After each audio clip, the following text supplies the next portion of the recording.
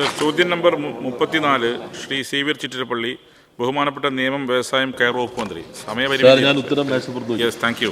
Shri Xavier Chittilappally. Sir, Vadakkanchery നിയോജകമണ്ഡലത്തിൽ മുളകുന്നത്തുകാവിൽ പ്രവർത്തനം അവസാനിപ്പിച്ച കെൽട്രോൺ കമ്പനികളുടെ വസ്തുവകകൾ ഒഫീഷ്യൽ ലിക്വിഡേറ്റർ ഏറ്റെടുത്തിട്ട് വർഷങ്ങൾ കഴിഞ്ഞിരിക്കുന്നു. സംസ്ഥാന പാതയോട് ചേർന്ന ഏക്കർ കണക്കിന് വരുന്ന ഭൂമിയാണ് വെറുതെ കിടക്കുന്നത്. കേസ് തീർപ്പാക്കുന്നതിന് സ്വീകരിച്ച നടപടികളും ഈ സ്ഥലം ഉപയോഗിച്ച് കെൽട്രോൺ ആരംഭിക്കുന്ന പുതിയ പദ്ധതികൾ എന്തെല്ലാമെന്ന് വ്യക്തമാക്കാമോ? കേസിൽ വിളിക്കുമ്പോൾ ഒഫീഷ്യൽ ലിക്വിഡേറ്റർ കയ്യിലാണ്. നേരത്തെ നമ്മളൊരു പദ്ധതി നൽകിയിരുന്നു, ആ പദ്ധതി അംഗീകരിക്കപ്പെട്ടില്ല. ഇപ്പോൾ നേവി ഡിഫൻസുമായി ചേർന്ന് അതിൻ്റെ RS, NIO, NTR എന്നീ സ്ഥാപനങ്ങൾക്കുള്ള ഒരു DPR തയ്യാറാക്കിയിട്ടുണ്ട്. അത് വെച്ചിട്ട് ലിക്വിഡേറ്ററിന് മുൻപിൽ വീണ്ടും സമീപിക്കാനാണ്. നല്ല രീതിയിൽ തന്നെ ആ സ്ഥലം വിനിയോഗിക്കേണ്ടതാണ്. അതിനാവശ്യമായ നടപടികൾ സർക്കാർ സ്വീകരിക്കുന്നതായിരിക്കും. Second question. രാജ്യത്ത് പ്രതിരോധ മേഖലയിൽ വൻകിട പ്രൊജക്ടുകൾ നിലവിൽ നടന്നു വരികയാണ്. ഇതുമായി ബന്ധപ്പെട്ട സാധ്യതകൾ സംസ്ഥാനത്തെ പൊതുമേഖലാ സ്ഥാപനങ്ങൾക്ക് എത്രത്തോളം പ്രയോജനപ്പെടുത്താൻ സർക്കാർ ശ്രമിക്കുന്നുണ്ട്? സർ, നമ്മുടെ വ്യവസായ മേഖലയിൽ വലിയൊരു സാധ്യതയുള്ള ഒന്നാണ് പ്രതിരോധ രംഗം. ആ പ്രതിരോധ രംഗത്ത് കെൽട്രോൺ ഉൾപ്പെടെയുള്ള എല്ലാ സ്ഥാപനങ്ങൾക്കും നല്ല രീതിയിൽ ഓർഡറുകൾ ലഭിക്കുന്നുണ്ട്. അതിനാവശ്യമായിട്ടുള്ള ഒരു ചർച്ചകളും സംവിധാനങ്ങളും പ്രതിരോധ മന്ത്രാലയവുമായി ബന്ധപ്പെടുന്നുണ്ട്. നമ്മുടെ സ്ഥാപനങ്ങളുടെ തന്നെ ഇപ്പോൾ കെൽട്രോണിൻ്റെ തന്നെ നയിക്കുന്ന ആളുകളെല്ലാം തന്നെ പ്രതിരോധ മേഖലയിൽ നല്ല അനുഭവ സമ്പത്തുള്ള ആളുകളാണ്. അതിനടിസ്ഥാനമായിക്കൊണ്ട് പുതിയ സാധ്യത കൂടി വിനിയോഗിച്ചുകൊണ്ട് നല്ല ഓർഡറുകൾ ലഭിച്ചുകൊണ്ടിരിക്കുന്നുണ്ട്.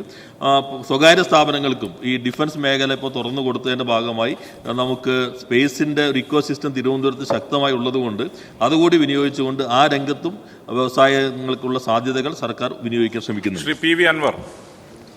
സർ, എൻ്റെ ചോദ്യം കയർ ഉൽപ്പന്നങ്ങളുമായി ബന്ധപ്പെട്ടാണ്.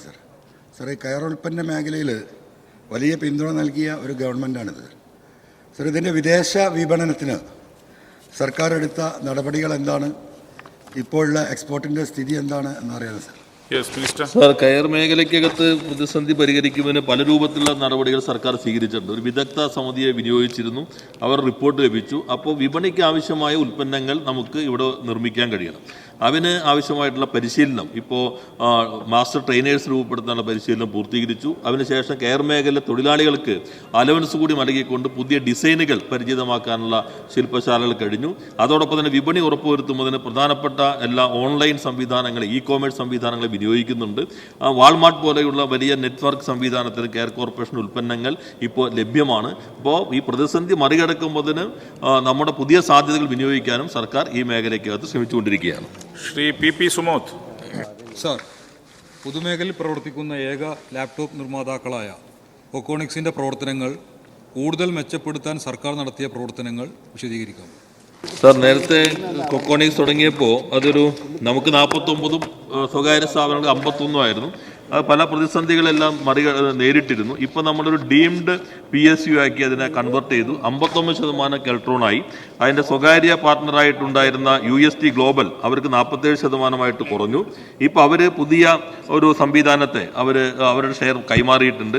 അതോടൊപ്പം തന്നെ വികസനത്തിനാവശ്യമായ പദ്ധതികൾ ആവിഷ്കരിച്ചിട്ടുണ്ട്. നമ്മൾ പുതിയ മോഡലുകൾ ഇപ്പോൾ തയ്യാറായി കഴിഞ്ഞു. ആ 4 മോഡലുകൾ നിലവിൽ വിപണിയിലുണ്ട്. ഇതുകൂടാതെ 2 പുതിയ മോഡലുകൾ കൂടി വിപണിയിൽ ഇറക്കാനാണ് ശ്രമിക്കുന്നത്. 3 കോടി രൂപയുടെ മെച്ചപ്പെട്ട വിൽപ്പന ഇപ്പോൾ ഇതിൻ്റെ ഭാഗമായി ഈ സാമ്പത്തിക വർഷം കൊക്കോണിക്സിന് കൈവരിക്കാൻ കഴിഞ്ഞു. മറ്റു ഉൽപ്പന്നങ്ങളിലേക്കും ഈ പങ്കാളിയുമായി ചേർന്ന് പുതിയ ഉൽപ്പന്നങ്ങളിലേക്ക് പോകാൻ ഇപ്പോൾ കൊക്കോണിക്സ് ശ്രമിക്കുകയാണ്. ശ്രീ TP രാമകൃഷ്ണൻ. കേന്ദ്ര ഗവൺമെൻറ് പൊതുമേഖലാ സ്ഥാപനങ്ങൾ സ്വകാര്യവൽക്കരിക്കുന്നതിനുള്ള നടപടികൾ ശക്തമായി തുടരുകയാണ്. കേരള ഗവൺമെൻറ് സംസ്ഥാന പൊതുമേഖലകൾ പൂർണ്ണമായി സംരക്ഷിക്കാനും കേന്ദ്രം വിൽപ്പനയ്ക്ക് വെച്ച സ്ഥാപനങ്ങൾ ഏറ്റെടുക്കുന്നതിനുമുള്ള മാതൃകാപരമായ നടപടിയാണ് സ്വീകരിക്കുന്നത്. സർ, കേരളത്തിൽ കേന്ദ്ര ഗവൺമെൻറ് വിൽപ്പനയ്ക്ക് വെച്ചിരുന്ന HNL ഏറ്റെടുത്തപ്പോൾ സംസ്ഥാന ഗവൺമെൻറ് KPPL എന്ന ഒരു കമ്പനി രൂപീകരിക്കേണ്ടായി. ഇതിൻ്റെ പ്രവർത്തന പുരോഗതി വിലയിരുത്തിയിട്ടുണ്ടോ? എന്താണ് ഇപ്പോഴത്തെ സ്ഥിതി എന്നുള്ളത് വ്യക്തമാക്കാം. KPPL മികച്ച രീതിയിൽ മുന്നോട്ട് പോവുകയാണ്. ഇപ്പോൾ 5236 ടൺ ന്യൂസ് പ്രിന്റ് ഈ മെയ് മാസത്തിൽ നമുക്ക് ഉൽപ്പാദനം കൈവരിക്കാൻ കഴിഞ്ഞു.